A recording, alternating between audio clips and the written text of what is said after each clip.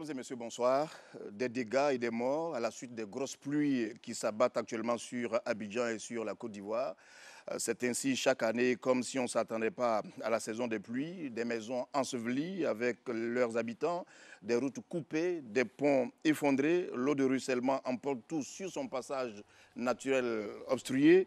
Les bidonvilles ne sont plus les seuls concernés, même les bâtisses que vous aimeriez bien habiter s'effondrent elles aussi. Au moins 20 personnes ont perdu la vie cette année. Voici la situation, le constat établi. Tout le monde se pose la question et tout le monde pose la question, que fait l'État? Mais pour être complet sur la question, il faut poser peut-être l'autre question aussi. Que font les populations? Que fait le citoyen? Ou bien même, qu'est-ce qu'il ne devrait pas faire le citoyen et qu'est-ce qu'il fait exactement? Ce soir, on va en parler sans langue de bois avec Raymond Ndoye, le maire de la commune de Koumassi précisément.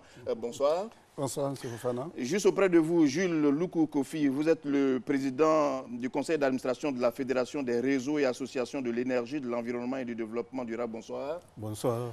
Ensuite, M. Siriki Sangaré, le président de la Chambre nationale des promoteurs et constructeurs agréés de Côte d'Ivoire. Bonsoir. Bonsoir. Nous passons ensuite au directeur général de l'Office national pour la protection civile, le général Fiak Kili Fanyedi. Bonsoir. Bonsoir. Et enfin, le docteur Nikez Lille-Nielbin, sociologue. Bonsoir. En tout cas, merci à vous tous d'avoir accepté de venir, d'avoir bouleversé complètement vos programmes pour être sur ce plateau. Et dans cette salle, le public présent est aussi autorisé à réagir par des questions ou des contributions très brèves afin qu'on puisse exploiter de façon pertinente les 90 minutes. Nous avons aussi ouvert le micro afin que les téléspectateurs aient leur mot à dire et les téléspectateurs devront appeler au 22 40 12 58 et cette tâche a été confiée à Maïsako. Sur ce plateau ici, parce que la RTI et Fraternité Matin font toujours chemin ensemble, Alakani Allah est avec moi pour vous interroger sur les dégâts de la pluie, ses conséquences et les responsabilités à relever. Alakani Allah, je voudrais le rappeler, est le chef du service société du groupe Fraternité Matin. On y va tout de suite, vraiment. La saison des pluies, cette année, est des plus mouvementée. Le dernier bilan officiel des inondations fait état de 20 morts et 43 blessés sur l'ensemble du territoire national. Un bilan qui pourrait s'alourdir selon les dernières informations que nous avons entendues. Voici le tableau récapitulatif avec Franck Kwadjo.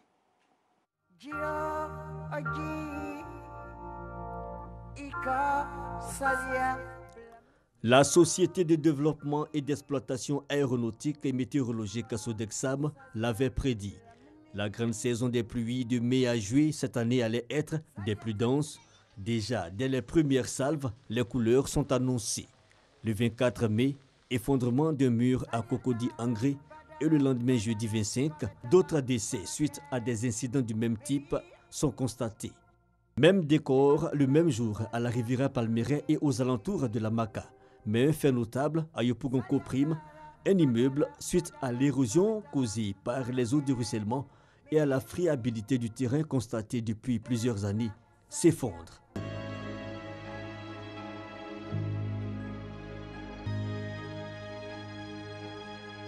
Quand il a commencé à pleuvoir, depuis 3 heures, on est resté au salon avec tous les enfants. Le 25 mai, une journée sombre, 48 heures d'averse sur le district d'Abidjan et plusieurs morts, 8 à Yopougon et 3 à Cocody selon le ministère de la Construction, de l'Assainissement et de l'Urbanisme.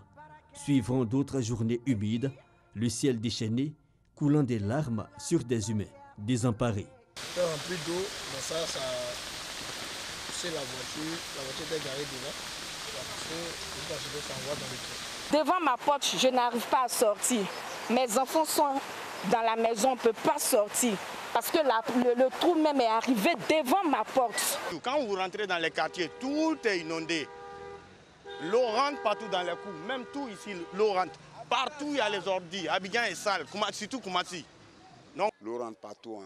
Même pas route pour passer. Regardez tout le coin est gâté. Nous sommes fatigués. Chaque jour que Dieu fait, on enlève l'eau. On est dans un temps pluviable. Donc quand c'est comme ça, là, nous sommes fatigués. Que l'État nous aide avec ça. Sinon, il n'y a pas qu'un nouveau dans notre quartier. Le mois de juin, le pic de la grande saison pluvieuse, 11e jour, dans certains quartiers, des actes d'incivisme aggravent la situation délicate des riverains vivant souvent dans des cuvettes. À Angré, par exemple, des murs érigés par des particuliers vont condamner tout un quartier. Ils ont transformé le bassin d'orage en une cité. Avant que le mur soit construit, on était en paix. Mais depuis que le mur est construit, cette année, vraiment, c'est la catastrophe. L'évacuation d'eau pluviale de notre quartier n'arrive plus à sortir du quartier vu cette occupation de la rive. Et cette occupation empêche l'eau de continuer tranquillement son chemin et inonde maintenant toutes les maisons qui sont de l'autre côté. Une saison pluvieuse bien pernicieuse qui fait inhabituelle s'attaque aux infrastructures et grands ouvrages. Macadam arraché et voie coupée en deux. Une mauvaise surprise attend les usagers du pont reliant Grand Béribi à Tabou en passant par San Pedro. Les buses métalliques du pont ont cédé. Conséquence, plus de route. Impuissante face à ce qui nous arrive, voilà. Vraiment, on ne sait vraiment pas comment il faut faire pour se rendre là. Après une première estimation faite par le gouvernement, 15 décès et 25 blessés, une seconde mise à jour, désormais 20 morts, 43 blessés et plus d'une centaine de maisons détruites. Pour annoncer le mois de juillet, une succession d'événements tragiques à l'intérieur du pays. Ondossi, 2 morts le 24 juin. Ou encore Bakossou dans la région de Divo, 2 morts, et Pont-Brimé, tout aussi inondé à 10 km de San Pedro. Je regarde, les maisons se cassent. Je prends les deux petits, je les mets sur la terrasse et dis, ah, les enfants, comme il y a ma femme et puis mes enfants, c'est enfants des gens, il y a les déposer d'abord, avant de me retenir pour venir vous prendre. Restez sur la terrasse, ne bougez pas. Donc je suis parti déposer les enfants.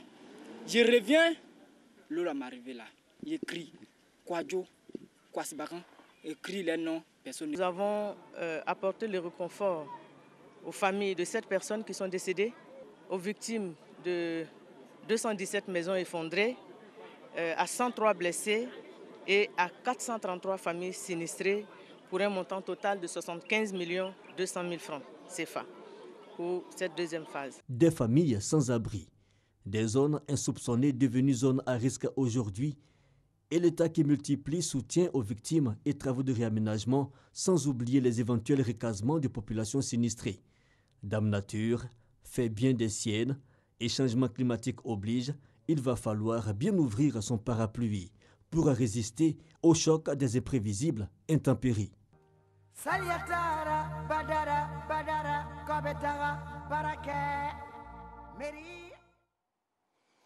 Voilà. Vous avez bien regardé ces images qu'on ne commente plus. Et je voudrais commencer juste par mon voisin immédiat, M. Raymond Ndoye. Vous êtes le maire de la commune de Koumassi. La situation est identique partout. Ce n'est pas non plus le fait du hasard que nous appelions le maire de Koumassi. Nous avons vu là-bas une situation dramatique. Excusez-moi de le dire, j'ai même envie de dire que vous n'habitez pas cette commune, sinon vous auriez vu ce qui est en train de se passer pour prendre les décisions qu'il faut, monsieur le maire. Merci. Permettez d'abord que je puisse m'incliner devant la mémoire des victimes de cette catastrophe et exprimer ma solidarité avec les élus de ces communes et régions. J'habite Koumassi, je suis habitant de Koumassi, j'ai vu la même situation que les habitants de Koumassi. Voyez-vous, depuis 2014 jusqu'à aujourd'hui, nous avons multiplié 61 réunions et au moins 40 visites sur le site avec les techniciens de l'ONAD et de la SODECI Assainissement, parce que c'est avec ces structures-là que l'État a passé des contrats d'affermage. J'aurais aimé que les représentants de l'ONAD soient là. Malheureusement, ils ont dû être empêchés. Et c'est avec le cœur serré. Aujourd'hui, je vous parle, vous allez derrière mon bureau, vous avez une mare qui est là depuis 2014. Mais justement, c'est à ce moment-là que nous exprimons notre étonnement de constater que vous voyez tout cela depuis des années et vous n'avez pas trouvé encore la solution. C'est parce que la solution n'est pas à mon niveau, malheureusement. Ce serait à mon niveau qu'aujourd'hui, tout le monde aurait été soulagé. Dans ce que nous faisons, l'État a réparti les compétences. Nous avons le rôle de sensibilisation, de curage des caniveaux, de balayage des rues et d'accompagner les équipes de l'ONAD lorsque ces équipes-là doivent intervenir sur le terrain. La SODECI Assainissement a pour rôle, donc, à partir des caniveaux, de faire passer les eaux usées et les eaux pluviales dans les passages sous voie, et l'ONAD a en charge de nettoyer les exutoires pour que l'eau puisse aller jusqu'au collecteur central. Les caniveaux sont curés, les passages sous voie ne sont pas curés, donc l'eau ne peut pas partir. L'eau ne peut pas partir, monsieur Lukou. Oui, et l'eau ne peut pas partir, l'eau reste. L'eau reste. Monsieur Lukou Kofi, lorsque vous entendez ce commentaire et les images que vous avez vues, selon vous, où se trouve le problème? D'abord, permettez-moi de présenter mes condoléances à la famille. Où est-ce qu'il faut qu'on mette le doigt? Maintenant, la question que vous avez posée, et comme c'est la énième fois que vous posez la même question, chaque année. Et c'est la énième fois qu'on n'a pas la réponse. On n'a pas de réponse. J'ai regardé les images, franchement, même si c'est une personne qui est décédée, c'est beaucoup trop. C'est beaucoup trop. Et la solution, c'est à quel niveau? La solution, j'ai toujours dit que c'est au niveau des décideurs, c'est-à-dire au niveau même de l'État, et précisément au niveau même du gouvernement, puisque c'est chaque année. Donc, quelles sont les dispositions que l'État met en place pour ne pas que cette situation, on retombe là-dedans? Quelles sont les dispositions? Tout est organisé, les structures sont là. Tous les documents ont été élaborés. Les stratégies ont été mises en place, élaborées et mises en place. Mais pourquoi on se retrouve chaque fois dans cette situation? Donc pour moi, cette situation que nous déplorons aujourd'hui, ça ne devrait pas se présenter. Puisque l'État a les moyens pour ça, pour pouvoir faire face. Et pour pouvoir prévenir, pour ne pas qu'on retombe encore dans cette situation. Monsieur Siriki Sangaré, vous êtes le président des constructeurs agréés. J'ai envie de dire que j'ai vu des maisons en train de basculer sur le côté. On a peut-être envie de dire que vous construisez peut-être mal, pas avec les normes qu'il faut. Vous mettez des gens en danger. Alors, je vais simplement recentrer rapidement. Président des promoteurs et constructeurs agréés de Côte d'Ivoire, c'est des promotions immobilières qui sont bien étudiées et établies. Maintenant, il y a des constructeurs individuels qui, malheureusement, certains ont des permis de construire. Donc, il faut voir comment est-ce qu'ils ont fait pour avoir ces permis de construire et situer les responsabilités. Là, vous êtes en train de dire, je suis obligé de vous arrêter sur la question. Oui. Vous êtes en train de dire que ces maisons qui s'effondrent et tout, ce sont des maisons qui ont été construites de façon individuelle. Il y a certaines maisons qui ont eu des autorisations de construction, malheureusement. Donc, je pense que c'est dans cette optique-là que le ministère est en train de prendre toutes les mesures adéquates pour pouvoir freiner ces histoires de construction anarchique.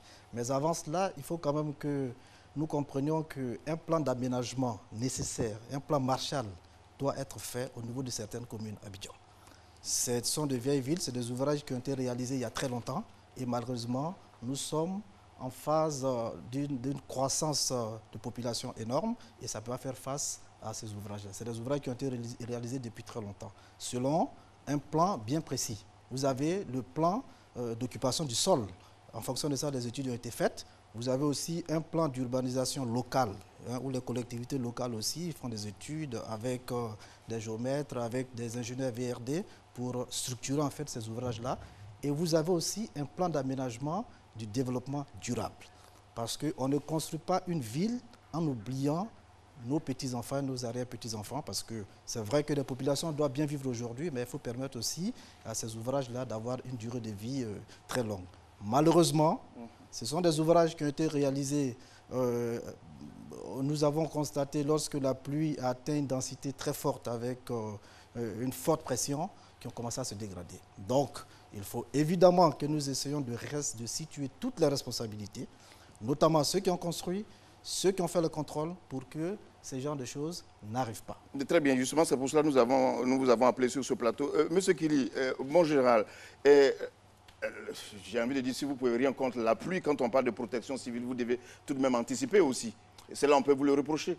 On ne peut pas nous reprocher de n'avoir pas anticipé. C'est vrai, le documentaire qui est passé a commencé par diffuser les informations météo. Depuis des mois, depuis le début de l'année, la direction de la météo nous a fait parvenir des alertes qui indiquaient que cette année, la saison des pluies serait des plus accrues.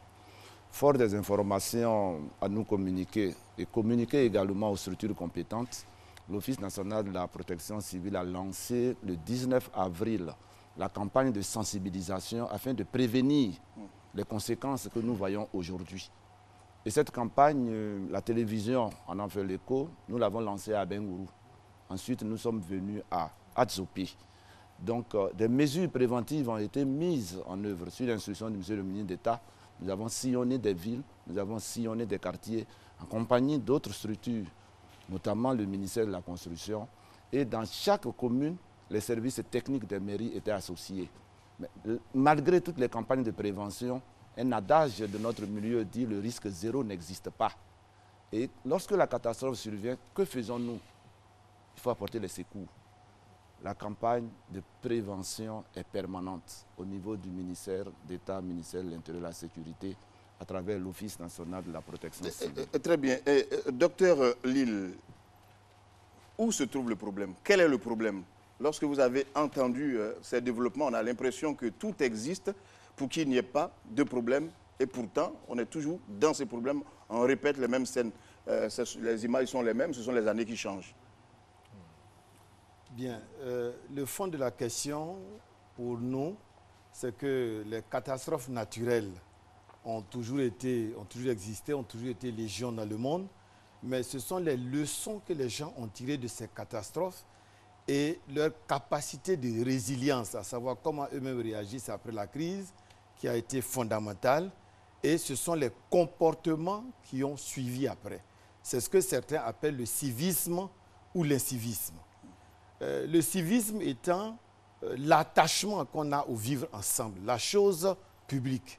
Aujourd'hui, vous parlez de caniveaux, vous parlez d'égouts, vous parlez de voiries, vous parlez de constructions qui ont été faites dans certaines années. Mais quels sont les comportements qui ont préexisté, qui ont animé ces personnes-là? Très bien, nous avons compris ces définitions, mais ramenez-les à la situation de la Côte d'Ivoire. Qu'est-ce qui n'a pas marché pour que nous voyions tout ce que nous voyons aujourd'hui en Côte d'Ivoire, à Abidjan, à Koumassi, à Yopougon, partout? De manière terre à terre, on parlera de co-responsabilité et des gens qui n'ont pas suffisamment pris leur responsabilité. Parce que l'anticipation est un comportement. La responsabilité est un comportement. Utiliser l'argent à bon escient, au bon endroit, au bon moment, où il faut, est aussi un comportement. De telle sorte que nous, de manière basique, nous dirons que les responsabilités n'ont pas été suffisamment prises à temps et où il faut, comme il faut. Très bien, Alakani. Oui, mais moi, je voudrais m'adresser au sociologue. Là, il parlait d'incivisme tantôt. Je voudrais lui demander qu'est-ce qui fait que les Ivoiriens résistent tant au civisme? Bien, il y a avant de demander, c'est une question de fond. C'est une question de fond parce que le constat n'est pas qu'au niveau de la pluie. On peut observer comment les Ivoiriens conduisent dans la rue. On peut observer comment certains respectent le fait de jeter des déchets par les portières quand ils roulent ou pas. La manière dont certains continuent d'utiliser le téléphone au volant ou pas. C'est-à-dire tous ces comportements inciviques. Et la question est de fond parce que l'incivisme est une question globale, une question totale. Au sens où est-ce que le sommet est civique et la base est incivique, ou bien est-ce que c'est tout l'ensemble qui est incivique? Parce que quand on parle d'incivisme, chacun a tendance à pointer du doigt l'incivisme de l'autre. Alors que si nous revenons aux bases même du civisme, le vivre ensemble recommande que chacun ait un comportement exemplaire. Peut-être que c'est ce qui est difficile en Côte d'Ivoire, c'est que comment est-ce que chacun arrive à se remettre en cause? Est-ce que l'Ivoirien n'a pas un problème de fond avec la remise en cause de son propre comportement, qu'il soit au sommet ou qu'il soit à la base? D'accord. Je voudrais là m'adresser à monsieur le maire. Tout ce que vous avez entendu, est-ce que cela vous dit très clairement que le véritable problème, tout ce qui arrive, c'est plus l'incivisme qu'autre chose? Moi, je dirais que c'est la conjugaison de trois facteurs. Il y a d'abord le facteur naturel, l'eau qui vient tout de suite en grande masse et donc qui fait des dégâts. Il y a le facteur technique, des ouvrages qui n'existent pas, ou bien qui existent mais qui sont mal entretenus, ou bien qui sont mal exploités. Et puis il y a bien évidemment le comportement humain. Parce que lorsqu'on est fâché qu'on brûle des pneus en sachant que là où on a brûlé le pneu, le goudron va se creuser. Lorsqu'on construit, qu'on a une fosse septique, qu'on ne se donne pas le temps de vidanger cette fosse septique. Et quand elle est pleine, on branche directement sur la route. on sait que les eaux usées ne font pas bon ménage avec le goudron. Donc, on se prépare à faire en sorte que les structures se dégradent. Et puis, bien évidemment, il y a aussi ceux qui construisent à la débrouillardise. J'ai eu un bout de terrain, on se cache, vous vous levez du matin de samedi jusqu'à lundi matin, il y a un bâtiment qui est là. Si vous voulez casser, il faut aller au tribunal. Et toutes ces choses-là font qu'effectivement, l'incivisme qu'a évoqué le sociologue a une part importante dans ce que nous vivons aujourd'hui et qui nous désole tous. Mais monsieur le maire, à Koumassi, lorsqu'on construit, c'est au vu au su de tout le monde, ce n'est pas caché tout de même. Non, c'est pas Vos services voient tout cela? Nos services voient, mais ce qu'on peut casser, on casse. Mais on ne peut pas... Vous savez, nous avons 20 agents pour 450 000 habitants. Effectivement, lorsque le bâtiment est construit, pour le casser, il faut aller au tribunal. Vous ne pouvez pas vous lever, aller casser un bâtiment qui est déjà installé. Je vous donnerai l'exemple d'un bâtiment qui est situé devant l'hôpital général, depuis des lustres, qui charrie des eaux usées, qui est complètement désinfecté. Et nous avons demandé qu'on le casse. On nous dit, bon, il faut qu'on aille au tribunal prendre une ordonnance d'abord avant de casser cet immeuble. Et nous savons pertinemment que d'un jour à l'autre, ça va s'écrouler sur ceux qui habitent là.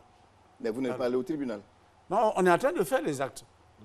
Nous avons saisi le ministre, madame la ministre de la Salubrité, qui nous a envoyé vers le ministre de la Constitution, et c'est le ministre de la Constitution qui nous a envoyé un courrier. Nous sommes en train de prendre la tâche avec notre avocat pour assigner ces gens-là pour que nous puissions casser ces édifices. Ça veut dire que les choses ne sont pas aussi faciles pour nous. Ce n'est pas aussi facile que nous l'aurions souhaité. Et nous demandons bien évidemment qu'on assouplisse toutes ces réglementations-là pour que nous puissions être beaucoup plus efficaces sur le terrain. Monsieur Luc Kofi, quelle est votre réaction? L'incivisme avant tout? D'abord. L'incivisme dont on parle, on va le situer à quel niveau? C'est la préoccupation. On le situe à quel niveau? Si je prends le cas de la construction d'une maison, pour construire une maison, il faut une autorisation. Il faut l'autorisation du ministère en charge de la construction. Et si l'autorisation est donnée, alors dans ce cas, qui est responsable de la construction d'une maison, soit sur fosse septique ou bien sur les caniveaux ou bien dans un endroit où on ne devrait pas construire? La responsabilité, c'est à quel niveau? Quand vous posez la question, quelle est la réponse que vous-même vous avez trouvée en fouillant? Non, mais la réponse est simple. Si je pose cette question, ça veut dire que la responsabilité ici, ce n'est pas seulement qu'au niveau de la population. La population qui a acheté son terrain, qui allait construire, ce n'est pas elle seulement qui est responsable, mais c'est l'autorité qui a donné, les arrêtés qui a donné, le feu vert pour construire. L'autorité aussi est responsable. C'est à cela que je vais en venir. Monsieur Sangaré. Alors, moi, je vais situer les responsabilités. C'est-à-dire que normalement, l'incivisme, c'est une réalité, bien évidemment. Quand on regarde autour de certains quartiers, vous allez à Tekoubé, vous allez même à Bobo, vous allez un peu partout, vous allez à Koumassi, vous voyez qu'il y a des zones qui ont été déjà déclarées à risque. Je pense que le général en a parlé. Malheureusement, les gens viennent dans ces bassins versants-là construire. Bon, il y a aussi des talvecs qui sont là, qui ne sont pas aménagés, les gens viennent construire. Il y a des caniveaux qui sont des dépotoirs à ciel ouvert. Il y a même des gens qui viennent jeter n'importe quoi. Vous voyez des déchets partout. Ça, c'est un problème. Ce qui ne va pas dans le même sens que celui qui a eu un permis de construire dans des zones aménagées, tout ça. C'est pour ça que je voulais qu'on parle vraiment de l'urbanisation. Lorsqu'il y a une ville à construire ou une ville à aménager, il y a des études. Ces études-là permettent de définir, en fonction de certaines normes qui existent, des zones à aménager. Il y a les zones qui sont des zones déclarées zones industrielles, il y a des zones qui sont déclarées zones urbaines où on peut construire facilement des logements. Bon, c'est ce que monsieur le maire disait tout à l'heure. Il faut que ces consignes-là soient respectées, sinon on se retrouve dans une anarchie. Ça veut dire simplement que lorsque il y a des caniveaux qui existent déjà et que des gens viennent construire sur ces caniveaux-là, il est bien évident que lorsque les caniveaux se bouchent, l'eau ne sachant pas où aller, ça vient se lever les maisons. Il y a aussi des endroits, lorsque les murs sont construits, il n'y a pas de barcanes qui sont prévues pour pouvoir évacuer l'eau, il est bien évident que ça s'écroule. Mais en même temps, ce ne sont pas des problèmes parce que si nous suivons, comme j'ai dit tout à l'heure, un plan d'aménagement sérieux dans le cadre du développement durable, que ce soit des talvecs, que ce soit des bassins versants, on peut les aménager. C'est pour ça que l'État doit revoir, je pense que ça est dans le pipe par rapport à l'urbanisation d'Abidjan, ces zones à risque-là, peut-être les classer zones d'utilité publique pour pouvoir éviter que les gens viennent construire. Mais, M. Sangaré, vous n'êtes pas en train de nous dire que ces zones ne sont pas assez clairement identifiées et malheureusement, on regarde, on dit que ces zones sont identifiées clairement, et lorsqu'on y va, on trouve quand même des gens qui y habitent, donc il y a un problème. Soit l'État a identifié ces zones-là et puis il n'y a pas de suivi, ou ces zones-là étant... Parce qu'on a toujours dit que la nature a horreur du vide. Lorsqu'on vient déguerpir des gens d'une zone et qu'on ne les reloge pas quelque part, à un moment donné, les mêmes viennent y revenir où ils étaient avant. Donc ça crée ces problèmes-là. Au-delà de ça, l'incivisme des populations, il faut étendre aussi à certains hommes d'affaires véreux qu'il faut suivre parce que c'est eux aussi qui vont construire dans ces zones-là et louer des maisons à des familles, monsieur le maire en sait plus, à 5 000 francs, dont il y en a qui se regroupent pour y habiter. Donc moi je suggère tout simplement, parce que ce sont des solutions qu'il faut trouver. Il y a des périodes de forte pluie, il y a des périodes où les pluies ne sont pas comme cette année.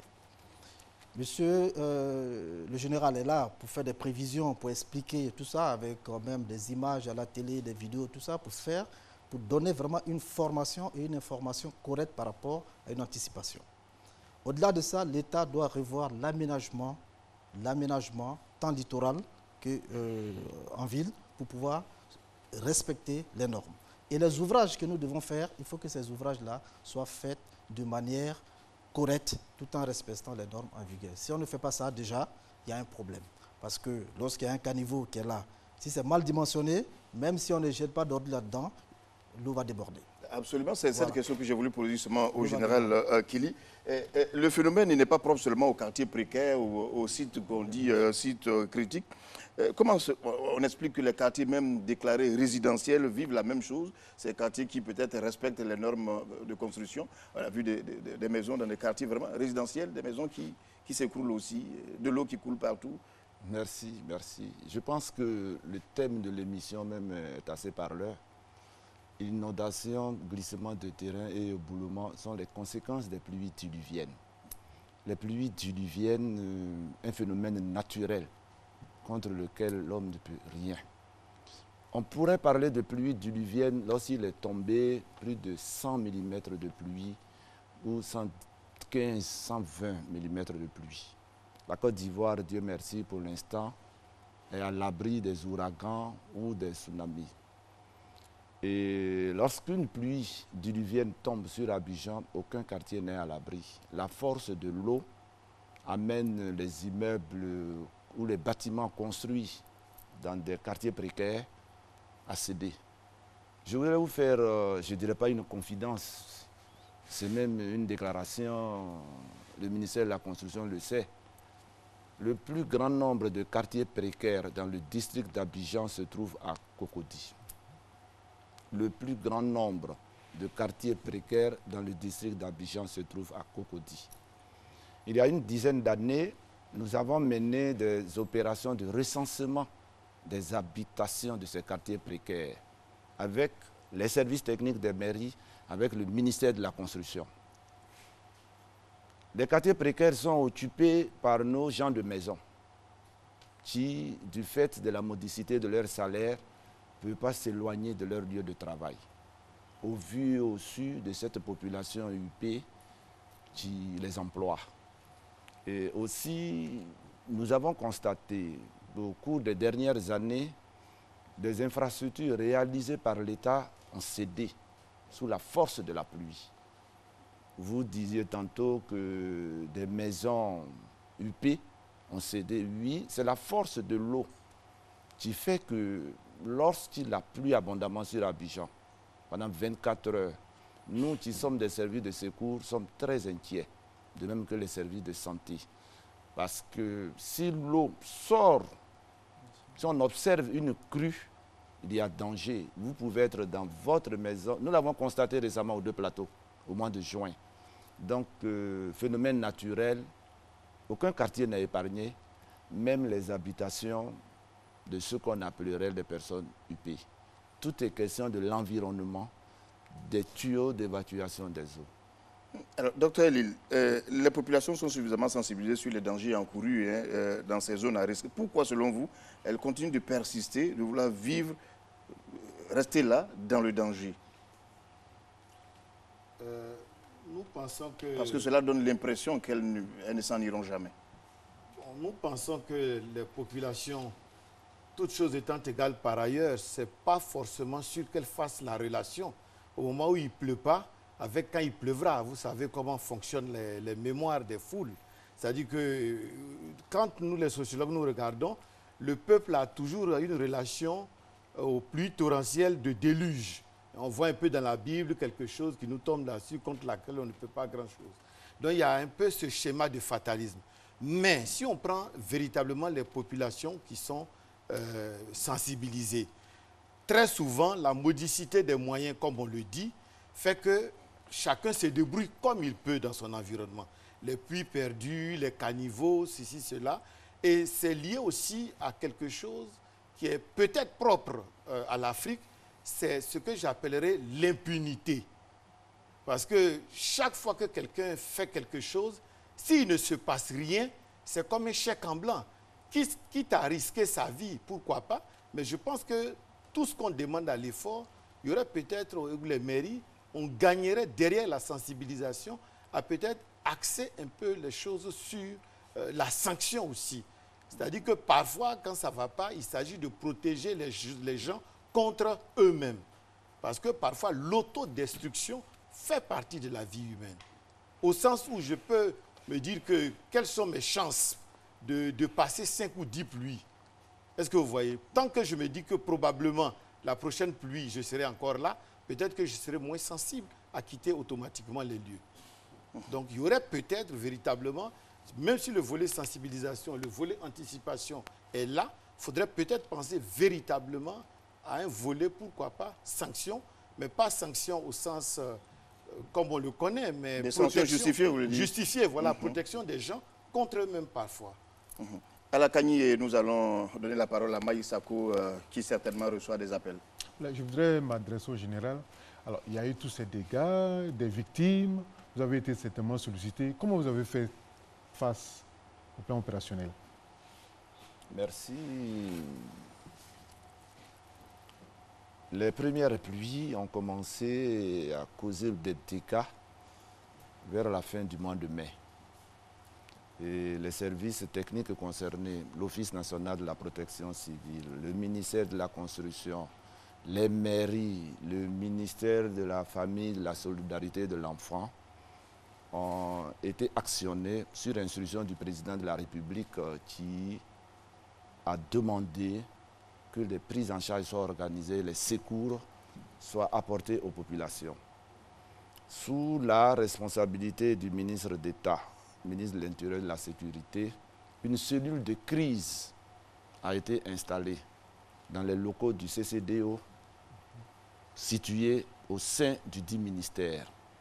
Et cette structure, pilotée par l'Office national de la protection civile, avait pour mission de recueillir toutes les informations, de faire un point, un bilan statistique, afin de renseigner le gouvernement sur la situation réelle causée par les pluies diluviennes, aussi bien au niveau des pertes en vies humaines qu'au niveau des dégâts matériels causés.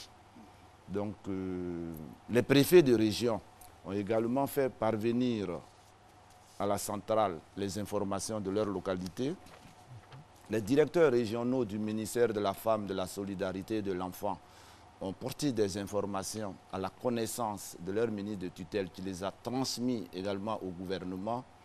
Et chaque fois que vous entendez à l'issue d'un conseil des ministres le gouvernement faire une annonce sur les conséquences des pluies diluviennes, ce sont des informations que les services techniques ont portées à la connaissance du gouvernement.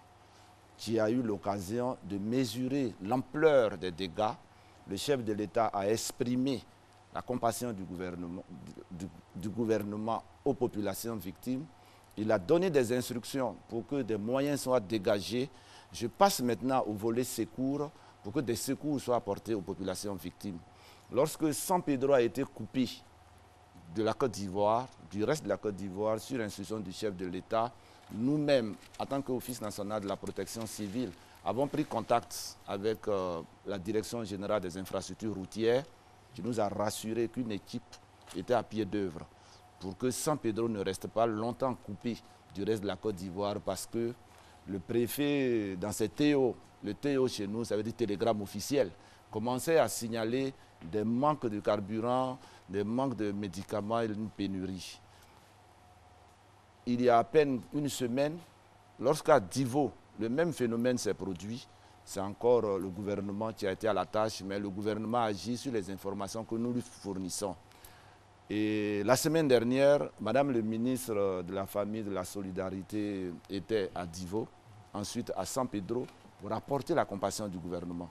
Mais toutes ces actions sont menées sur la base des informations fournies par les services techniques. L'Office national de la protection civile coordonne toutes les informations qui sont portées à notre connaissance. Et j'avoue ici, je voudrais saluer la parfaite collaboration qui a existé entre toutes les structures. Les mairies sont des structures de base. Nous utilisons beaucoup leurs services techniques. Ensuite, les informations remontent. Chez nous, il y a le respect de la hiérarchie. Donc, les informations remontent. Et nous avons organisé, il y a quelques jours, une visite terrain de 4 membres du gouvernement à Yopougon, en quartier Koprim. Vous avez vu le reportage. Cette visite était conduite par M. le ministre d'État, ministre de l'Intérieur et de la Sécurité. Mais avant lui, le ministre de tutelle de la construction, le ministre de tutelle de l'assainissement, le ministre de tutelle du drainage, qui n'est autre que le ministre de la construction, de l'habitat, a effectué des visites avec ses collaborateurs. Il l'a fait seul. Ensuite, tout le gouvernement l'a fait. Très bien. Nous allons maintenant rejoindre Maïsako au studio A, qui a certainement recueilli certaines questions qui pourraient vous concerner directement. Donc, nous allons suivre ensemble. Bonsoir à tous les téléspectateurs, bonsoir à vous, Fofana Lanciné, bonsoir à nos chers invités. Les questions sont nombreuses et elles viennent de partout. Nous avons tout d'abord M. Tony qui appelle de Koumassi-Remblai. Selon M. Tony, les caniveaux sont toujours fermés. C'est pour cela que l'on est tout le temps inondé. Il n'y a pas de bitume sur les voies. Et les chauffeurs, ce sont ses propres termes, les chauffeurs de Baka deviennent ainsi les maîtres de la circulation et n'hésitent pas à être irrespectueux. Que font les autorités face à ces problèmes? La deuxième préoccupation vient de M. Adama Boiré. Il appelle également de Koumassi-Remblai. Koumassi-Remblai est difficile d'accès du fait des eaux causées par les pluies diluviennes. Difficile donc d'avoir des véhicules pour rentrer chez soi. Les populations peuvent rester entassées au grand carrefour de Koumassi pendant plus de 3 heures. Que fait Monsieur le maire pour remédier à cette situation? Monsieur Youssouf Fofana appelle, lui, de Williamsville. Selon lui, les mêmes situations se reproduisent chaque année. On voit à la télé des sinistrés et des autorités qui viennent poser des actes de compassion, mais en fin de compte, on se rend compte que rien n'est fait. Quand est-ce que les autorités passeront concrètement à l'acte? Le professeur Koné appelle, lui, d'Abangourou. Ça revient moins cher au gouvernement d'offrir des nattes et des sacs de riz de 71 millions à des familles éplorées que de se saisir véritablement du problème. Sa question est la suivante. Pourquoi lotir des bassins versants quand on sait que ce sont des passages d'eau? Et pourquoi ne pas laisser le soin aux communes de gérer les problèmes d'assainissement? Monsieur Jean appelle, lui, de la Riviera. Il a 3 préoccupations. Son premier constat, c'est qu'il n'y a pas de coordination de tous les corps d'État. Et c'est ce qui explique l'absence sur le plateau en ce moment du ministère de la Construction et de l'Assainissement, ainsi que le ministère des infrastructures économiques à cause des routes et du pont. Donc, qu'est-ce que vous avez à dire par rapport à cette situation? Sa deuxième préoccupation, le bassin du Gourou, c'est le fossé à ciel ouvert qui part d'Abobo à Adjamé. Pourquoi n'a-t-on pas fait dévier les conduits des fosses septiques branchées à ces caniveaux?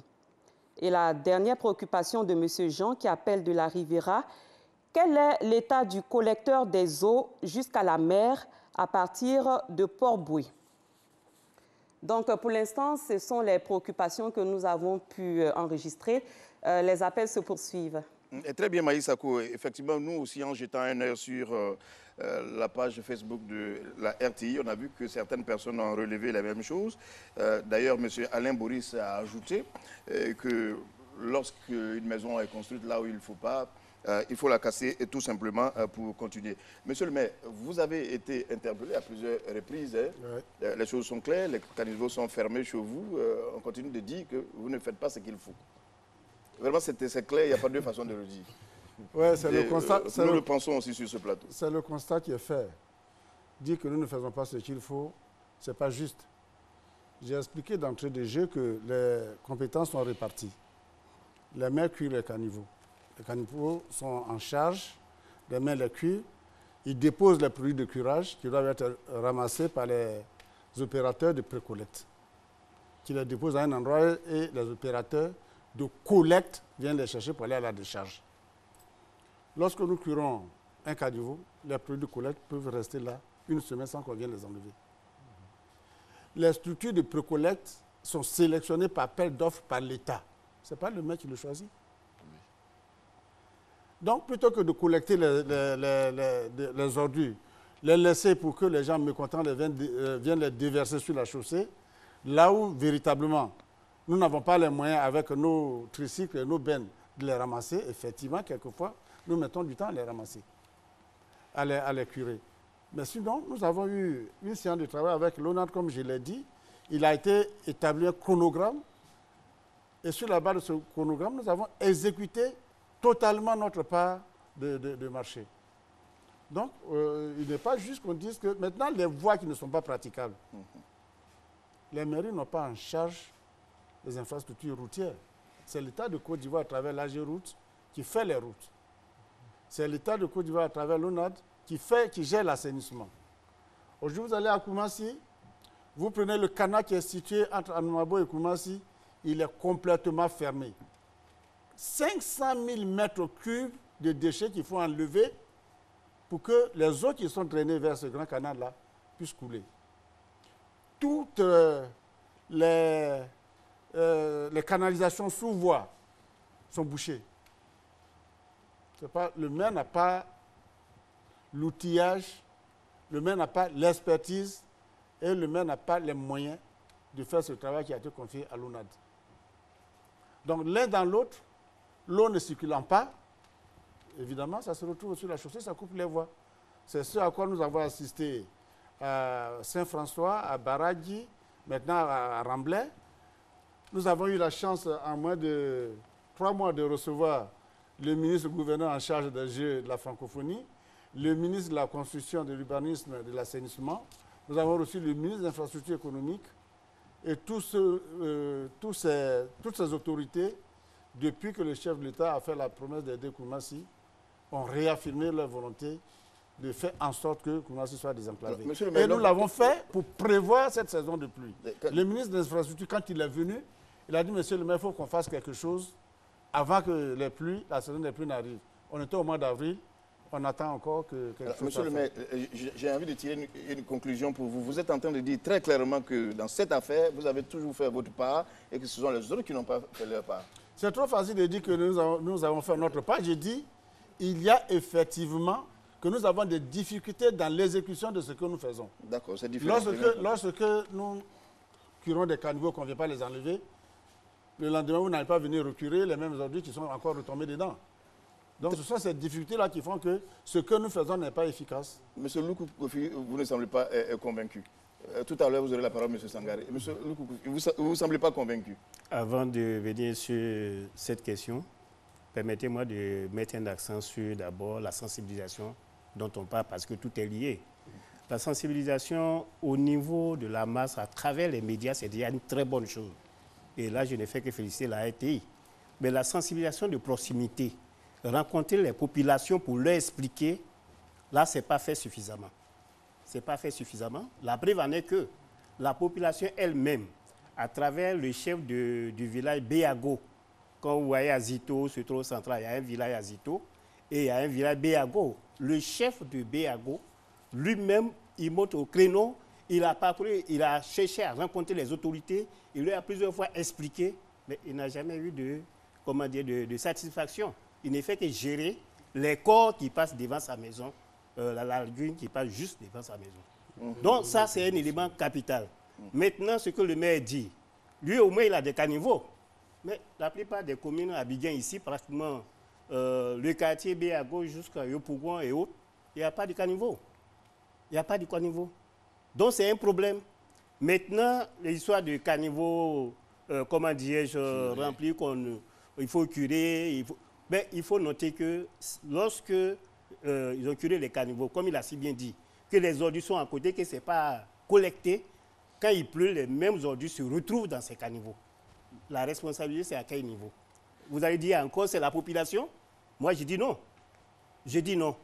Donc, cette responsabilité, et je pense qu'après cette émission, il faut au moins une rencontre pour qu'au moins on essaie de repenser un peu la situation actuelle pour ne pas que ça puisse au moins continuer ainsi.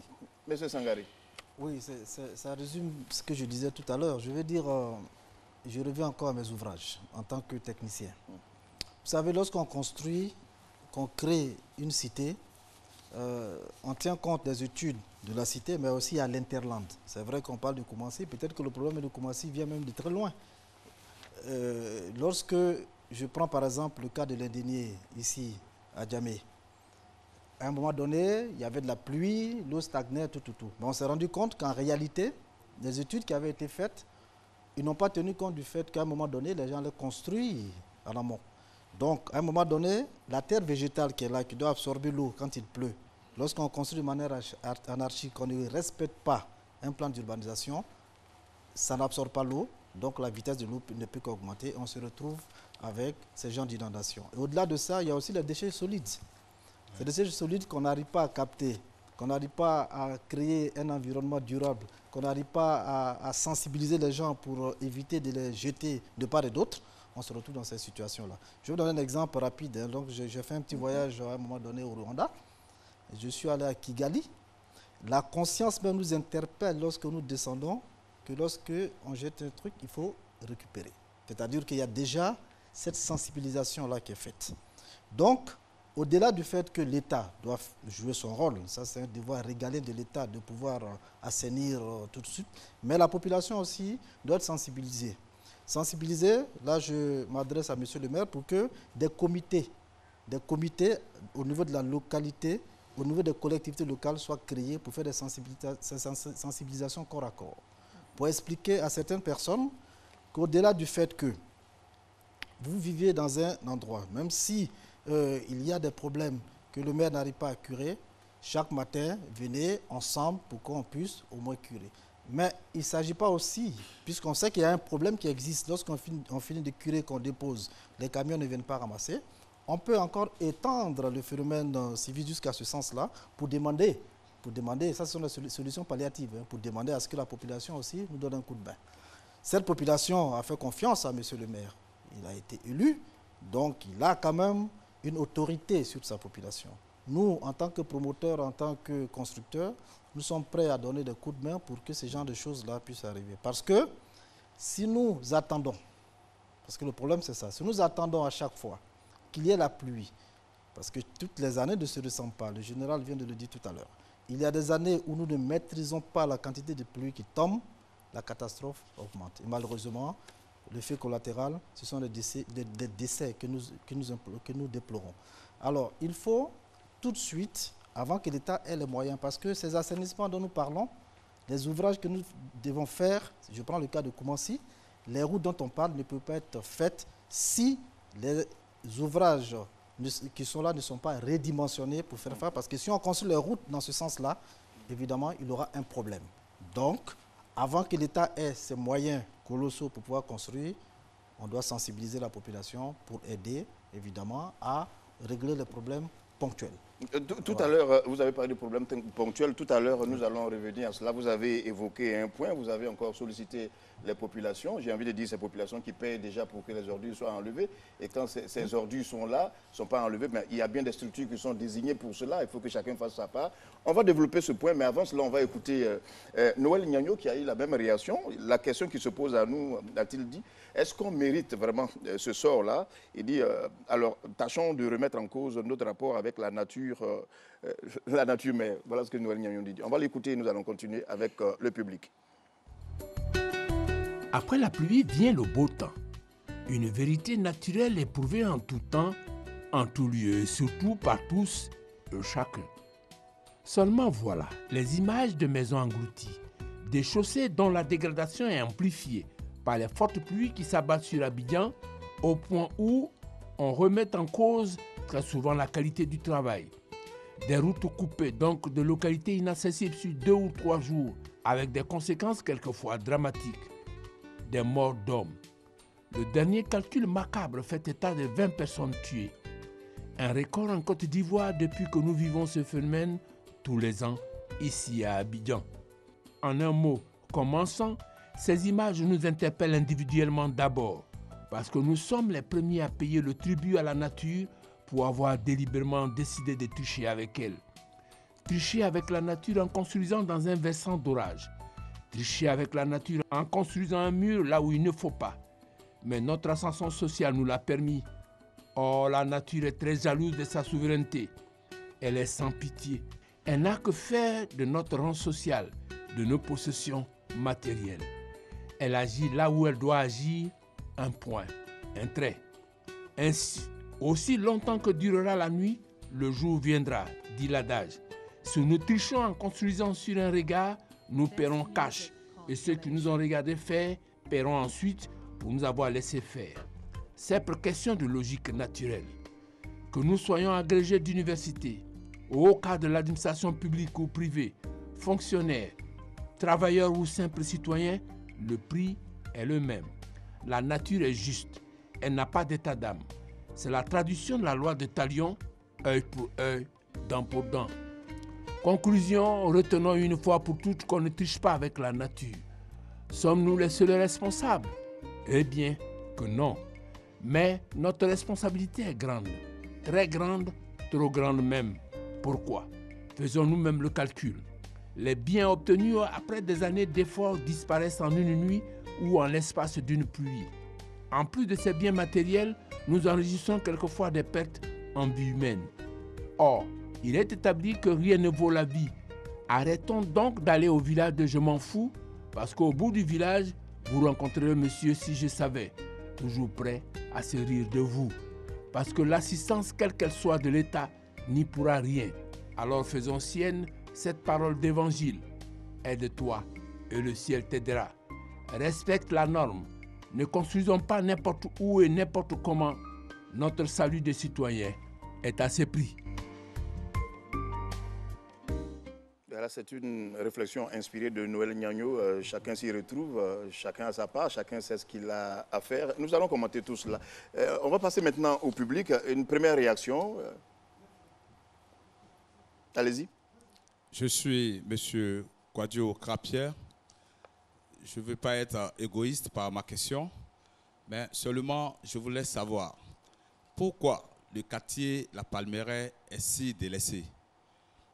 Tout autour de nous, Bonoumen, en passant par le 3e CHU, tout ça c'est fait. Mais la rue Ministre, d'où je suis habitant, est l'une des voies les plus dégradées et les plus sinistrées de Côte d'Ivoire. Je voudrais donc poser la question. Très bien, la question a été entendue. Vous passez le micro à votre voisin. Vous êtes monsieur? Je suis M. Soumaro Ben Fali, président de la Fédération ivoirienne de consommateurs Le Réveil.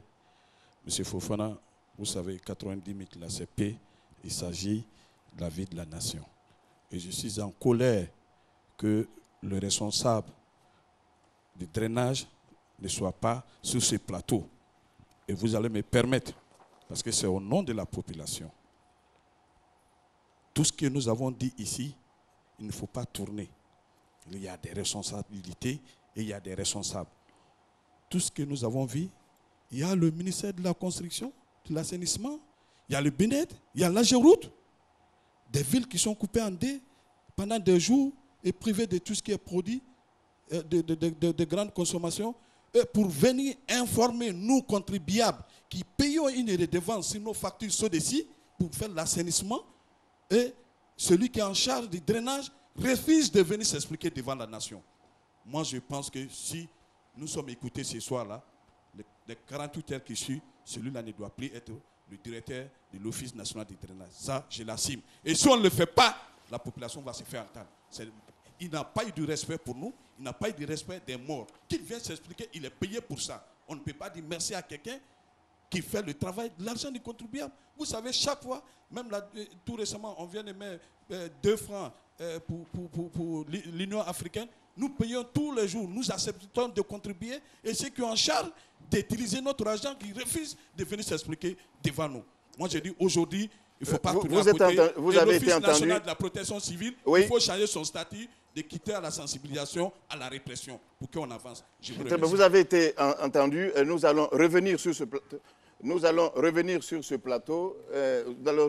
plateau. Tout de suite, nous allons nous adresser au général Kili. Monsieur Kili, vous avez entendu, hein, il y a des réactions. Il y a beaucoup de... on continue de parler de l'incivisme. Il y a eu des réactions, il y a des explications. Le public, certaines personnes ne sont pas convaincues de ce que nous expliquons, malgré le fait que tout le monde voit ces images. Votre réaction aujourd'hui, c'est quoi? C'est une réaction de tristesse devant tout ce que nous voyons. C'est une réaction de tristesse. Je comprends l'amertume des 2 intervenants. Mais l'Office national de la protection civile, je l'ai dit en d'autres occasions, n'a pas pour vocation à se substituer à d'autres administrations. Le moment viendra où ceux qui ont en charge la réflexion de la rue ministre viendront s'expliquer pour que les Ivoiriens sachent pourquoi cette rue où nous avons observé tant de dégâts causés par les eaux depuis plusieurs années n'est pas encore réhabilitée. Ce n'est pas le ministère d'État, ministère de l'Intérieur qui réhabilite les voies. Le moment viendra où les gens viendront s'expliquer, ceux qui ont ce pouvoir. Le deuxième intervenant, il est amer, c'est vrai. Je le dis encore, c'est un ensemble d'acteurs qui gèrent les conséquences des pluies diluviennes. C'est un partenaire de l'Office national de la protection civile, le directeur général de l'Office national de l'assainissement et du drainage. Nous-mêmes, étant des représentants de M. le ministre d'État, ministre de l'Intérieur et de la Sécurité au sein du conseil d'administration de l'ONAD. Je ne vais pas ici faire étalage des travaux réalisés par l'ONAD à Abidjan. Nous sommes tous sur ce plateau, des responsables de l'administration. Nous savons très bien les efforts qui sont faits pour assainir nos quartiers, pour permettre l'écoulement des eaux. C'est vrai, il est amer que le DG de l'ONAD ne soit pas là.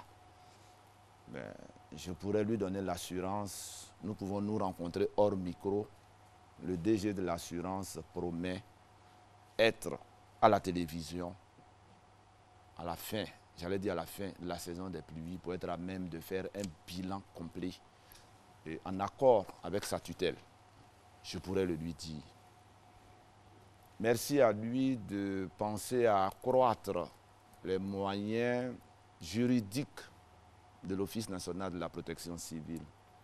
C'est vrai qu'en l'état actuel de nos attributions, déterminées par le décret 2000, modifié par le second décret de 2008, l'Office national de la protection civile a plus vocation à mener des campagnes de sensibilisation. Et c'est la raison pour laquelle on nous voit un peu partout. On nous voit un peu partout. Et je voudrais saisir cette occasion pour lancer un appel aux responsables de la télévision au nom de plusieurs structures de l'État qui ont des missions d'intérêt public pour que la RTI consente quand même des efforts. Aujourd'hui, c'est une émission de sensibilisation. Nous avons été appelés. Mais quelquefois, quand nous organisons des campagnes de sensibilisation, la RTI n'est pas présente pour assurer le relais. Et beaucoup de responsables de l'administration décrivent cela. Très bien. La RTI aussi, c'est la population qu'elle sert. Je vous remercie. Très bien. En tout cas, vous faites bien de le dire, mais je suis obligé aussi, puisque je suis en face de vous, de rectifier cela. En général, nous travaillons avec ceux qui sont présents. Les absents, vous avez vu tout à l'heure que je n'ai évoqué aucune structure. Mais puisque je suis obligé de le faire, certains d'entre vous, certainement, pourraient s'étonner de l'absence sur ce plateau du ministère de la Construction. Sans vouloir nous justifier forcément, nous voudrions signaler à toutes fins utiles que nous avons eu, en fin de semaine dernière, des échanges verbaux suivis d'une séance de travail, cela pour anticiper et suivi même d'un courrier. Et pour des problèmes de retard, certainement de correspondance, nous avons été informés ce soir même à 18h30, alors que l'émission, c'est à 20h50, de l'indisponibilité du ministère. Alors, je voudrais le dire, j'avais bien envie de ne pas m'attarder dessus, mais puisque la RTI était interpellée, alors je rectifie et nous continuons. Le docteur Delbin, je voudrais maintenant revenir à ce que vous étiez en train de dire tout à l'heure. Oui, on a très peu de temps. Oui, on a très peu de temps, une demi-heure.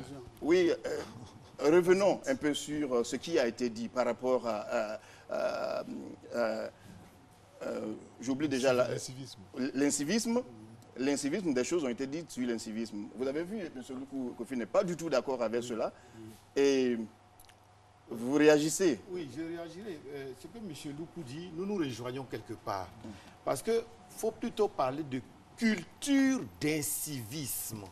Parce que quand on dit les ouvrages ne sont pas faits comme il se doit, quand on finit de curer, celui qui doit ramasser ne ramasse pas, quand on se dit que les schémas directeurs ne sont pas respectés, etc., tout cela est de l'incivisme. C'est vrai qu'en Afrique, on a toujours tôt fait de taper sur le plus faible et de regarder ceux qui mettent les sachets dans les caniveaux et autres, qui versent les eaux, qui jettent les pneus. Mais je pense que c'est toute une chaîne. Parce que ce que M. Sangaré disait tout à l'heure de Kigali, c'est du sommet à la base. Est-ce que vous voyez? On le dit si bien en Afrique, le poisson pourrit par sa tête. Donc quand nous parlons d'incivisme, nous ne sommes pas, pour un sociologue, faire des constats que tout le monde peut faire, des gens qui font pipi partout. Ce n'est pas ça. Nous nous posons la question de la culture du civisme. Est-ce que chacun, chaque Ivoirien, chaque citoyen, parce que citoyenneté est différent de civisme. Citoyenneté, c'est l'appartenance à la Côte d'Ivoire. Mais est-ce qu'en tant qu'on appartient à la Côte d'Ivoire, chacun face à ses devoirs, ou est-ce qu'on accomplit nos devoirs dans l'intérêt supérieur de la chose publique ou de ce qui peut arranger la collectivité? C'est là la vraie question. Et cette question, on peut la poser à tout un chacun. C'est pour ça que la difficulté pour moi n'est pas de dire que c'est vrai que la faute est collégiale, mais l'incivisme aussi est collégial. Parce que si vous attaquez ceux qui jettent ces ordures par-ci, par-là, ils vous répondront aussi que même quand ils payent, les ordures ne sont pas ramassées. Et chacun d'entre nous paye à l'État, paye ensuite à la mairie, paye ensuite sur sa facture de CIE et ensuite paye des collecteurs primaires dans son quartier. Donc, à un moment donné, est-ce que ces actes-là ne peuvent pas aussi être qualifiés d'inciviques? Très bien. Arakani, d'accord, je continue donc avec monsieur le maire. Vous avez voulu réagir tout à l'heure par rapport à ce qui a été dit. Je voulais d'abord, à l'endroit du général Kili, dire que nous, les maires d'Abidjan, cette année, nous sommes un peu sentis frustrés parce qu'à la mise en place du comité de crise, les maires n'ont pas été invités. Et ça, véritablement, nous sommes retrouvés, nous avons relevé cela alors que nous sommes des partenaires privilégiés pour la gestion de ces crises-là. Ensuite, pour revenir à la sensibilisation, je voudrais dire que la sensibilisation, pour qu'elle porte, il faut que toutes les conditions soient réunies. À Koumassi, vous êtes témoin ici que nous avons fait le porte-à-porte dans des cours. Nous avons même fait déplacer la télévision ivoirienne pour aller constater comment les populations qui n'ont pas compris arrivent de leur cours à brancher leurs foyers septiques sur les voies. Mais pour que la sensibilisation porte, il faut qu'il y ait un début de solution. Et malheureusement, vous sensibilisez, ils ne voient rien, ils s'installent, ils se réinstallent dans leurs habitudes. C'est ce que nous n'approuvons pas. Parce qu'on veut aller de l'avant. On sensibilise, et il faut que véritablement, derrière, il y ait quelque chose qui se fasse pour encourager les uns les autres à mettre en pratique ce que nous disons. Deuxième chose, il y a un phénomène nouveau qui est en train de naître. Abidjan est devenu le cimetière des pneus usés. Personne n'en parle. On va à Kwedo, non, on ne peut pas recevoir des pneus usés. On va là, non, on ne peut pas recevoir des pneus usés. Il n'y a aucun moyen de recycler ces pneus usés. Mais ces pneus usés sont importés. Est-ce qu'on ne peut pas, par exemple, pour éviter qu'aujourd'hui on fasse des campagnes de sensibilisation contre la fièvre dengue, qu'on utilise des produits, quand on sait que les maisons par excellence des moustiques, ce sont les pneus usés qui retiennent l'eau de pluie. Et ce phénomène est en train de se développer à grande échelle. Nous avons plusieurs fois attiré l'attention de nos responsables. Il n'y a pas de solution. Et demain, ça aussi, ça va être un autre fléau qui va venir aggraver ce que nous vivons. Il y a l'importation des déchets électroniques. Les vieux ordinateurs, ça envahit Abidjan. Les vieilles cuisinières, ça envahit Abidjan. Personne ne dit mot. Mais quand vous déversez les vieux pneus usés partout, ce sont ces mêmes pneus qu'on prend pour brûler sur les chaussées. Ce sont ces mêmes pneus qu'on prend pour salir partout pour dire que la commune est sale. Et là-dessus, nous voulons attirer l'attention des autorités pour que des réglementations puissent être mises en place pour contrôler un peu toutes ces choses-là qui, à la longue, si l'eau ne circule pas bien, vous trouvez des pneus usés dans les caniveaux, vous trouvez des pneus usés dans les bassins versants, vous trouvez des pneus usés partout. Et c'est tout cela qui va demain nous amener à d'autres catastrophes et il est bon que nous apparnions. Monsieur Loukou Kofi, est-ce qu'aujourd'hui, en écoutant et les téléspectateurs et sur ce plateau, et toutes les personnes qui posent des questions, qui développent, est-ce qu'on n'a pas l'impression qu'aujourd'hui, certaines personnes refusent d'assumer leurs responsabilités? Oui, quelles sont ces... Mais quand vous regardez, on a l'impression aujourd'hui qu'il y a quand même des dégâts qui existent et qui ne sont pas liés à l'incivisme, tout ce que nous voyons aujourd'hui. Oui, là, effectivement, ce que vous dites, vous avez parfaitement raison. Prenez la voie express à Djamé et au Pougon et regardez où se trouve la forêt du Banco. Ça fait des années. Et à une année donnée, ça a failli au moins emporter des dizaines de personnes. Mais jusqu'à ce jour, peut-être c'est maintenant, puisqu'il a pris avant-hier, c'est là on a vu une mise en scène de pouvoir réparer cette voie.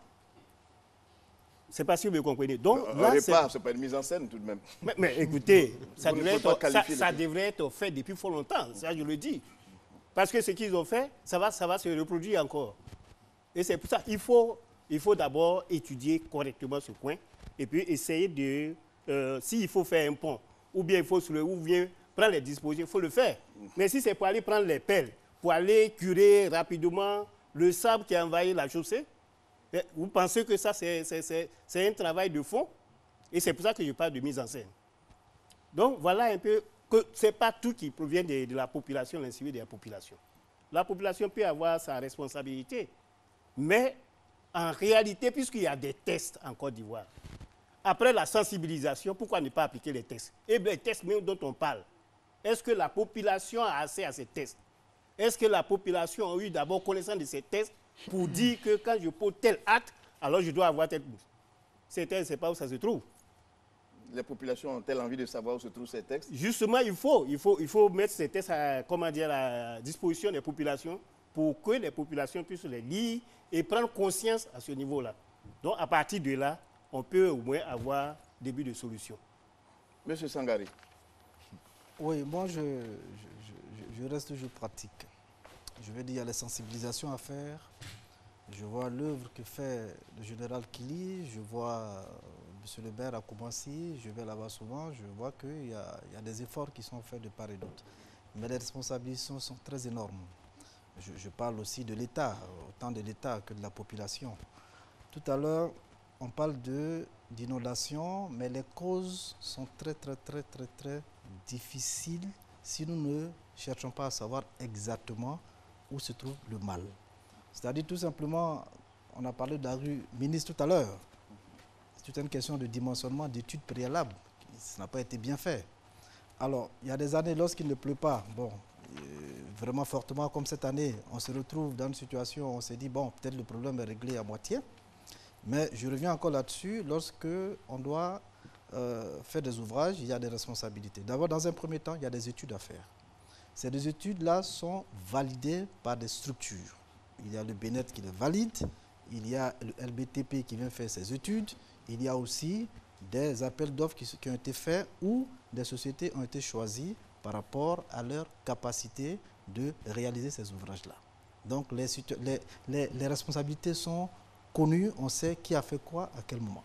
Donc il faut les sanctionner. Il faut les sanctionner. La population, évidemment, à un moment donné, se retrouve dans une situation où, bon, des ouvrages ont été faits, la population ne fait qu'encaisser. Je dis simplement que lorsqu'il y a des morts, c'est déplorable. Avant que ces ouvrages-là ne soient complètement renouvelés, parce que le cas de Koumassi ou d'Abobo, c'est très difficile, il faut que ces populations-là aussi se prennent un peu en charge pour éviter les catastrophes naturelles.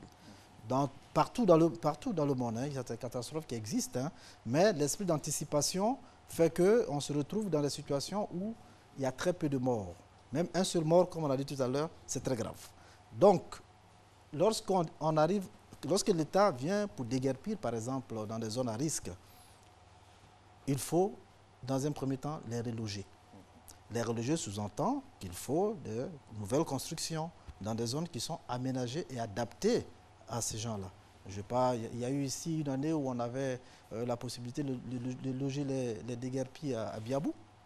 Alors, je pense que c'est en cours, mais nous avons, nous, un programme qu'on appelle le programme de logements sociaux. Il faut qu'on s'approche peut-être des collectivités locales pour regarder un peu ces zones à risque-là, et puis l'État doit intégrer ça dans son programme de développement pour pouvoir reloger ces gens-là et dégager ces zones à risque-là, les Talvec, tout ce qui est bassin versant, pour les réaménager à d'autres fins. Ce n'est qu'en cela qu'on peut s'en sortir. Parce que quand vous regardez par exemple certains endroits, je dis très bien que la nature aurait du vide. Il y a des endroits, monsieur le maire peut témoigner, où les gens ont été déguerpis et 3-4 jours après, ils viennent, ils se remettent là parce qu'ils ne savent pas où il faut aller. Donc, on dit chez nous très souvent qu'on parle un peu aux chiens, on parle aussi à l'os. C'est-à-dire les responsabilités sont réparties sur toute la chaîne. Je comprends les réactions des uns et des autres. L'État a pris d'ailleurs, il n'y a pas très longtemps, le général peut nous confirmer, des décrets pour des déclarations d'utilité publique. Parce qu'il y a des zones, il ne faut pas construire aussi. Si vous prenez même les littorales, en allant à Bassam, vous voyez très bien que quand on laisse les constructions en bordure de l'eau, malheureusement, il peut y avoir des remontées d'eau et ça va créer des catastrophes énormes. Donc, au-delà de la sensibilisation, il faut que l'État aussi fasse appliquer ces décrets. Parce que nous avons, à notre niveau, des décrets qui ont été signés par le président de la République qui malheureusement ne s'appliquent pas. Donc, il y a un suivi, il y a une police qu'il faut mettre derrière. Quand je dis une police, je parle aussi de la conscience humaine. Au-delà des lois, il y a aussi la loi divine. C'est-à-dire que chacun doit penser que la mort de quelqu'un, c'est très important. Voilà. Très bien. En tout cas, depuis le 4 mars, le gouvernement ivoirien, à travers le ministère de la Salubrité, de l'Environnement et du Développement durable, a initié une activité communautaire dénommée Opération Grand Ménage.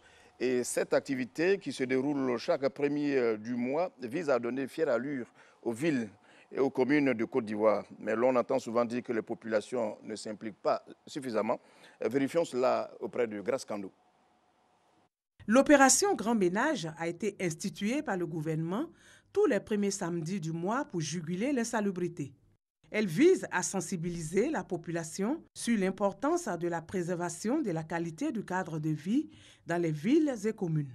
Ainsi, des actions de salubrité sont engagées dans les différents quartiers des communes du district d'Abidjan et des villes de l'intérieur.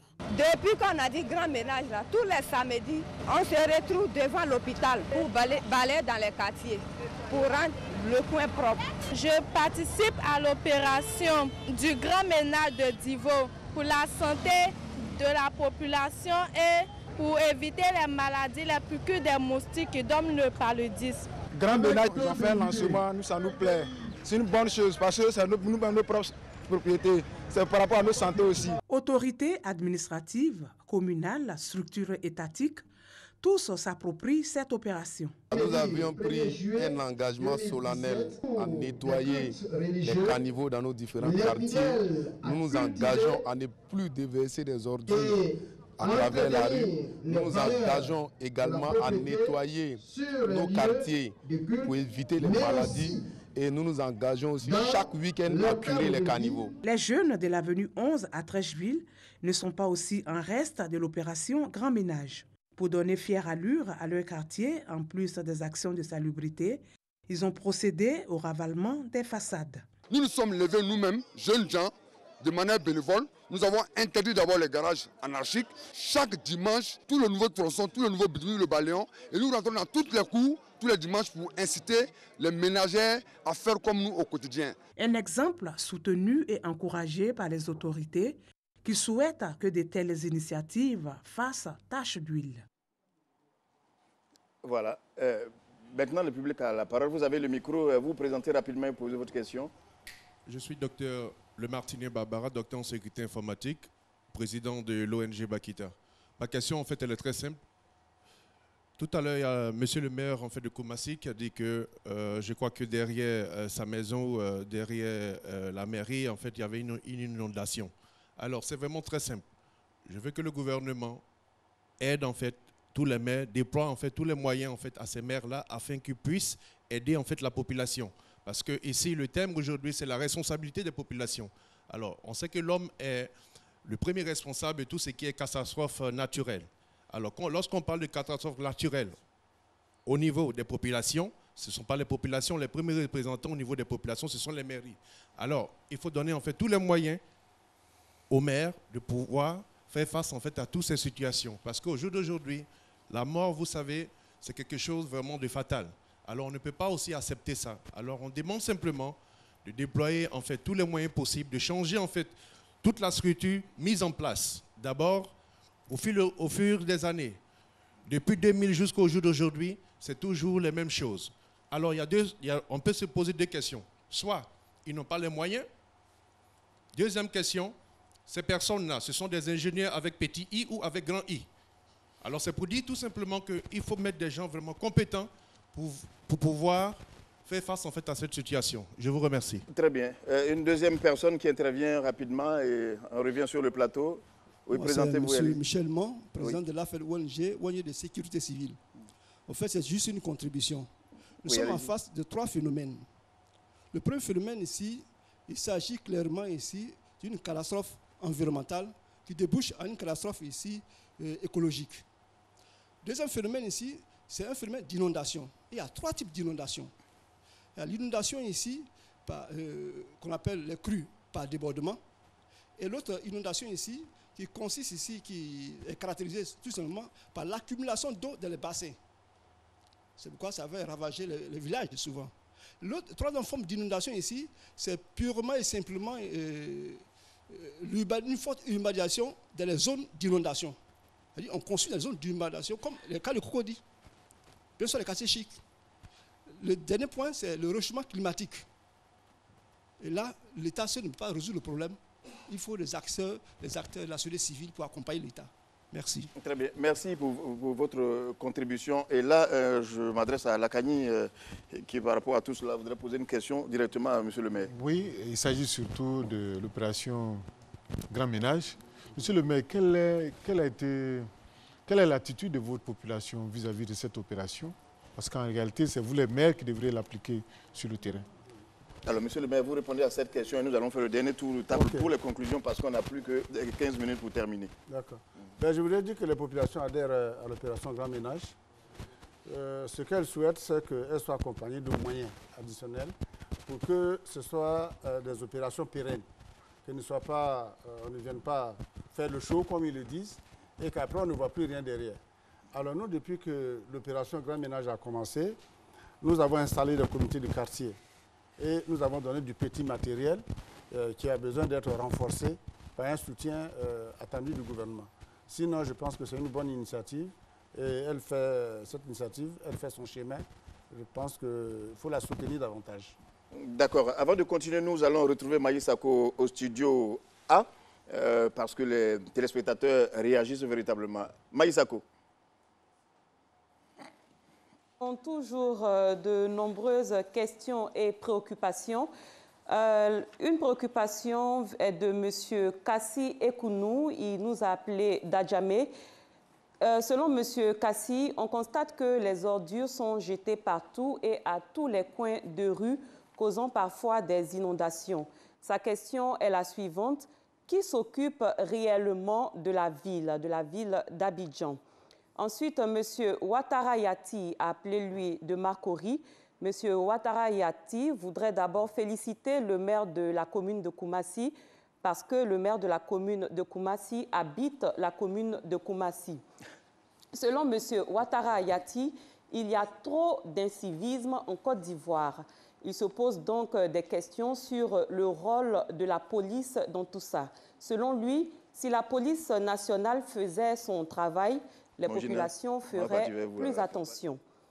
Ensuite, cet auditeur anonyme qui s'adresse à la Chambre nationale des promoteurs et constructeurs agréés de Côte d'Ivoire et au ministère de la Construction. Selon lui, les habitants de l'ex-Washington d'Eguerpi ont été relocalisés à Biabou, route d'Alépé. Quelle est aujourd'hui la situation de ces bénéficiaires? Monsieur Miessan a appelé lui de Koumassi. Sa requête s'adresse à Monsieur le maire et au général Kili Fiacre. Lorsqu'on part du carrefour Fanny pour aller au marché du quartier d'Ivo, c'est dans la commune de Koumassi, on y trouve un bassin d'orage qui recueille toutes les eaux. Aujourd'hui, cet espace est loti et habité. Que font Monsieur le maire et le responsable de l'ONPC pour les habitants de cette zone? Et M. Kwasi Gustave a appelé lui de Yopougon. M. Kwasi a l'impression que les Ivoiriens ne s'impliquent pas et ne voient pas l'intérêt dans les questions de salubrité. Comment faire pour impliquer les populations dans la gestion de la salubrité? Et de quelle sécurité bénéficie-t-on en dénonçant des pratiques nuisibles à la salubrité? Et M. Conan appelle également appelle lui de Koumassi. Il suggère que l'État de Côte d'Ivoire prenne les choses en main, en particulier les ministères de l'Intérieur et de la Défense, pour traquer les populations et leur inculquer la culture d'un environnement sain pour notre pays. Et enfin, Mme Koné appelle, elle, de San Pedro. Elle affirme qu'à San Pedro, il y a beaucoup de lacs. Et au lieu que ces lacs soient emménagés pour devenir des espaces touristiques, ces lacs sont plutôt remblayés et deviennent des lieux de construction. Et cela aggrave le manque, la difficulté d'accès à l'hôpital. Que font les autorités pour arranger cette situation, car finalement, il n'y a plus de voie pour les eaux. Et elle estime qu'il n'y a plus de route aussi pour aller à San Pedro ou pour ressortir de San Pedro, et la majorité des populations n'ont pas les moyens pour prendre l'avion. À quand donc une solution face à cette situation? Voici les questions enregistrées pour l'instant. Très bien, ces questions enregistrées nous ramènent toujours au cœur du débat. Certains points ont déjà été débattus, mais heureusement, chacun d'entre vous a reçu une question. Donc je commence par vous. Et monsieur le maire, vous avez entendu. Vous avez 2 minutes pour répondre. Ben, je voudrais rassurer l'interlocuteur qui a appelé pour lui dire que la voie qui passe par le 32 est prise en compte dans le travail qui va être fait. C'est le passage sous voie, en fait, qui est en charge. Il faut que le passage sous voie et le drainage sera fait. Il n'y a pas eu de bassin sur lequel quelqu'un a construit là-bas. Nous avons fait un travail de déguerpissement parce qu'il y avait des maisons qui étaient situées sur des avaloirs, nous avons dégagé les voies de ces avaloirs. Cela pour dire aussi que nous arrivons donc à la conclusion. Et mes mots de conclusion, c'est de dire que l'émergence attendue par les Ivoiriens à l'horizon 2020 ne passe pas forcément que par les performances économiques. Ça doit passer par un comportement citoyen et surtout éco-citoyen. Et m'adresser donc aux populations de Koumassi pour dire que nous avons reçu un engagement fort de l'État. En moins de 3 mois, nous avons reçu 4 émissaires, dont 3 ministres, 2 DG, donc 5 émissaires de l'État qui sont venus analyser avec nous la situation de Koumassi. Aujourd'hui, nous avons le point. Nous avons le point. Ce qui va être fait, ça s'élève à peu près à 18 milliards. PFO a dégagé 8 milliards. Donc, le dossier est sur la table de l'État. Et comme certains ministres sont venus prendre l'engagement, nous pensons que quelque chose sera fait. Et nous attendons que cette chose-là soit faite pour que véritablement nous sortions la tête de l'eau. Mais si elle est faite, il faut que chacun ait un comportement responsable pour qu'on ne reprenne pas nos vieilles habitudes. Koumassi a 450 regards sur 2029 que compte Abidjan.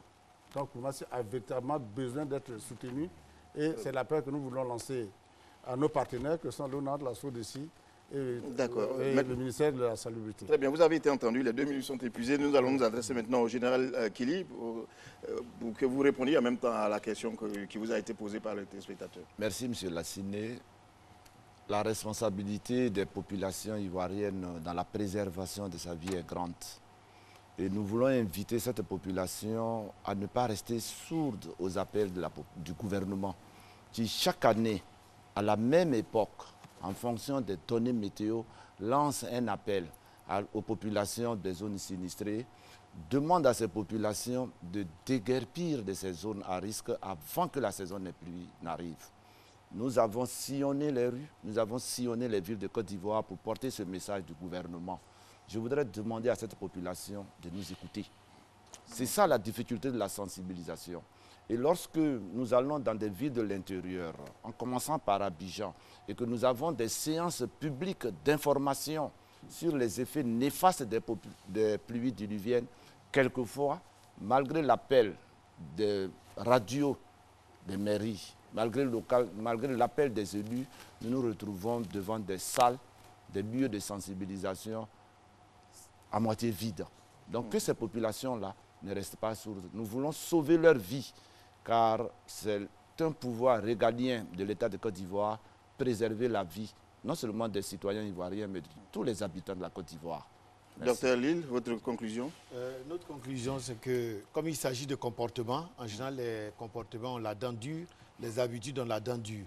Mais on n'a pas le choix que d'expliquer, d'inculquer, de culpabiliser et de responsabiliser. Et pourquoi pas de sanctionner? Parce qu'on ne pourra pas faire autrement, parce qu'il n'y a pas plus sacré que la vie humaine.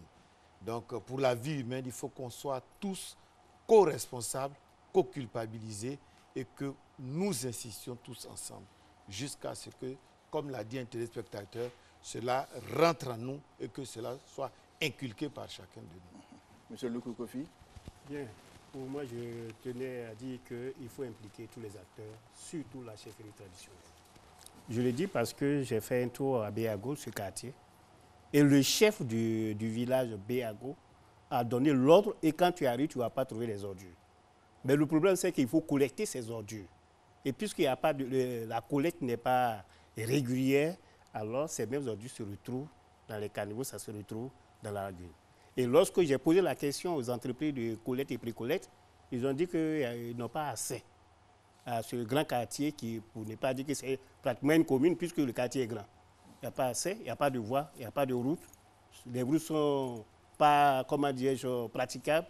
Donc le problème se trouve là. Et aussi, comme le deuxième intervenant a dit qu'il faut impliquer les organisations de la société civile, au niveau de l'environnement, ça existe. Il y a des professionnels qui opèrent dans le domaine de l'environnement et l'assainissement. L'environnement humain surtout. Donc dans ces conditions, il faut les associer. Ils ont aussi leur manière de travailler qui peut bien sûr aider le gouvernement à faire avancer un peu les décisions qui... Monsieur Sangaré, votre conclusion pour terminer moi, cette émission. Déjà, je remercie tous les intervenants. J'ai été interpellé tout à l'heure par rapport à Biabou, tout ça. Je pense que nous devons comprendre que l'État quand même joue un rôle, comme l'a dit tout à l'heure le général, un rôle régalien par rapport à la vie des êtres humains.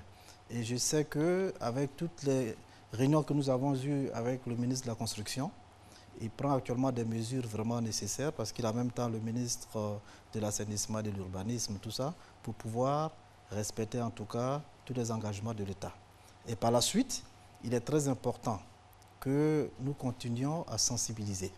Parce qu'on dit tout le temps que la répétition entraîne la mémorisation. C'est un devoir pédagogique pour nous.